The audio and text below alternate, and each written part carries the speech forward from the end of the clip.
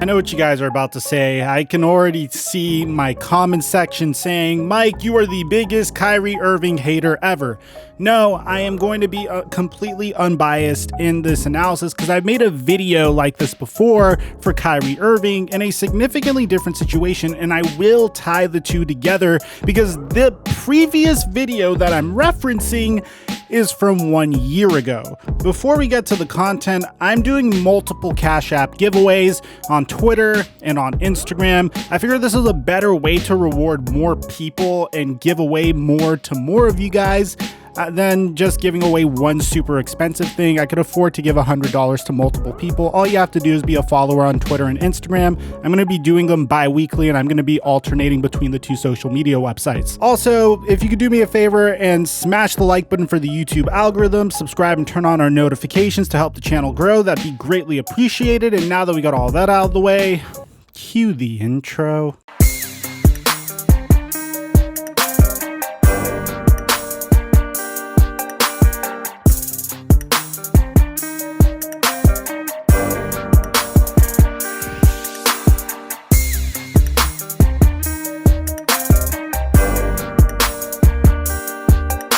Only thing that's more overpriced than Starbucks lattes is the price of cable and dealing with cable companies that are going to be consistently charging you hidden fees. As a result, I cut the cord recently because there's finally an alternative that gives you the cable TV experience at half the price. And it's called Fubo TV. Fubo TV comes with over 100 of your favorite channels, including complete coverage of all of your favorite sports with all local broadcasters in most markets, all major sports league networks, and most importantly to me, NFL Red Zone, ESPN, ABC, and CBS. And most importantly, you can stream select games in 4K quality. Plus, you can record your favorite games and shows on Fubo TV's cloud DVR and watch anywhere on any device. Other streaming services can't compete with the breadth of entertainment that comes with Fubo TV, and coming in at half the cost of cable.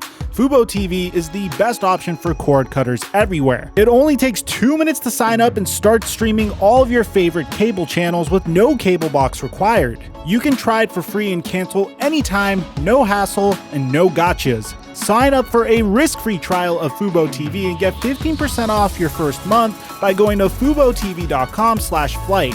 That's FuboTV.com/flight to start your free trial and get 15% off your first month of Fubo TV.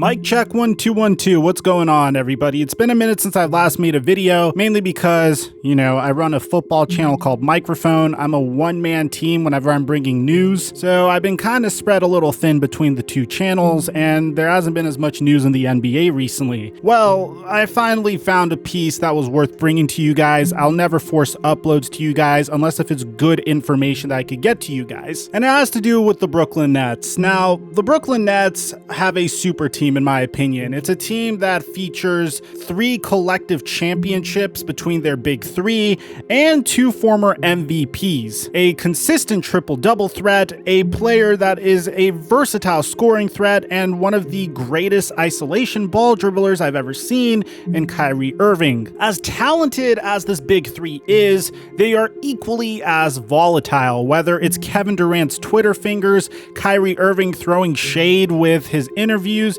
and James Harden with his extracurricular activities. But there's no denying it that if these players play to their strengths, coupled with the fact that they have an all-star head coaching staff and a remarkable supporting cast that features the likes of DeAndre Jordan and Joe Harris, this team is without a doubt a huge contender to not only make it to the NBA Finals, but win the NBA Finals. But alas, things have gotten off to a rocky start.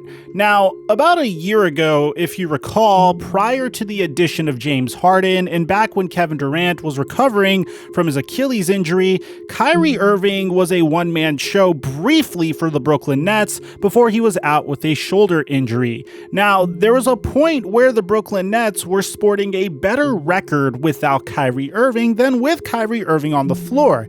Now, this is when things got a little interesting. About a year ago, on January 16, 2020, Kyrie Irving made his return after a 2-month hiatus from the Brooklyn Nets due to said shoulder injury, and they would lose to the Philadelphia 76ers, and as a result would sport an 18-22 record. When Kyrie Irving was asked what's wrong, he said this, and I think I've mentioned this in at least 5 videos.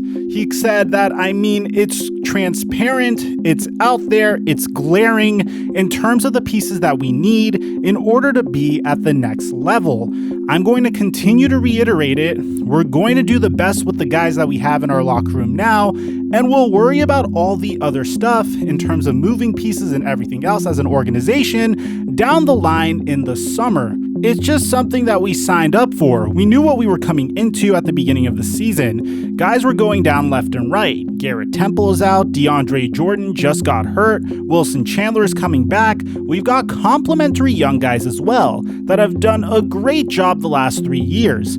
Collectively, I feel like we have great pieces, but it's pretty glaring we need one more piece or 2 more pieces that will complement myself, Kevin Durant, DeAndre Jordan, Garrett Temple, Spencer Dinwiddie, and Karis LeVert, and we'll see how that evolves. This was said a year ago, and at the time when this was said, I said blatantly that I 100% disagree with Kyrie Irving. I said that the Brooklyn Nets quite possibly had the best duo in the entire East and could even beat the Los Angeles Lakers should they have made it to the NBA Finals just on the backs of Kyrie Irving and Kevin Durant alone because of their depth on top of it. Bear in mind that this was a pretty deep team, but it recently traded away Jarrett Allen, Taurean Prince, Karis LeVert, multiple first-round picks in order to get James Harden in return. I 100% understand that whenever you have a player of the likes of James Harden available to you, especially if you didn't take him, he would have gone to the Philadelphia 76ers, which would have made the Sixers absolutely unstoppable. I think his fit in Philadelphia is significantly greater than the fit that he would have on Brooklyn, especially if Philadelphia traded away Ben Simmons to get James Harden. I just think the fit would have simply worked better with Joel Embiid and all the three-point shooters that they had over there, but that's not the situation we're in currently. You see, the reason I'm referencing this piece is after a 3-game losing streak, which, by the way, the Brooklyn Nets are officially 7-6 with the addition of James Harden, Kyrie Irving has essentially received his wish.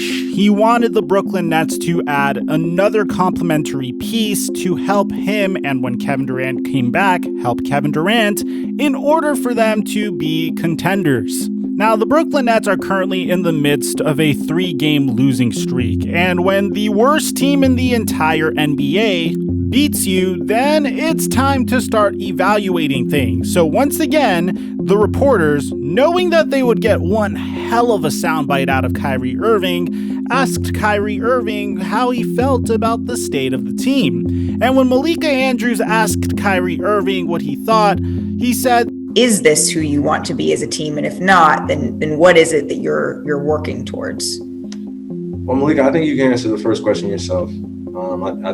I don't think that we go out every single day of our lives and sacrifice the time in order to be average at anything. You know, I know you don't wake up. I know no one here on this call wakes up to be average at anything that they do. And we look very average. I have been a basketball fan for about 2 decades. I've seen plenty of super teams in my life. I've seen super teams succeed. I've seen super teams fail. And unfortunately, every time the Lakers make a super team, it fails. Okay, I digress. Now, I've seen 2 situations that were similar to this. One was the Miami Heat when they formed their big 3 in the offseason, and it did take some time to become accustomed to playing with one another. LeBron James deferred to Dwayne Wade a lot until Dwayne Wade essentially came up to LeBron and said, "Listen, this is your team. I need you to take the lead here if we want to win any championships." Eventually, things started working out from that point and on. And from year 2 and on, after losing to the Dallas Mavericks in the NBA Finals through excellent game planning from the Mavericks standpoint, you got to give credit to them. That's when the Miami Heat Big 3 took off. Now, an example of a team that was able to make a trade in the middle of the season and experience immediate success was the 2008 Los Angeles Lakers. They were able to go out and trade, and I don't know how on earth they did this, but they traded away Kwame Brown and multiple other players that weren't significant stars on our team, like role players, and of course the draft rights to Marc Gasol. And the craziest part of this trade was they were able to sign Aaron McKie, who was an assistant coach on a different team, and include him as a member of the trade to the Memphis Grizzlies for Pau Gasol. They made it to the finals literally that year, with Pau Gasol coming in, learning the complex triangle offense, making it work with Kobe. Obviously, they didn't win the NBA Finals that year, but they would win 2 championships together. Rest in peace, Kobe Bryant. And the way that you work through those difficult situations, through those growing pains, isn't by demonizing your teammates and throwing them under the bus in the public eye. And I think that's my biggest issue with Kyrie Irving. He gives the media so much to comment on, as opposed to trying to keep everything internally. You don't see Kevin Durant or James Harden calling his entire team average after a 3-game losing skid.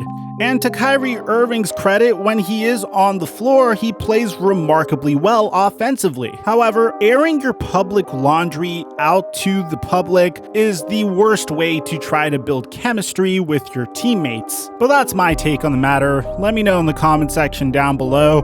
Am I just really hard on Kyrie Irving, or am I making a good point here?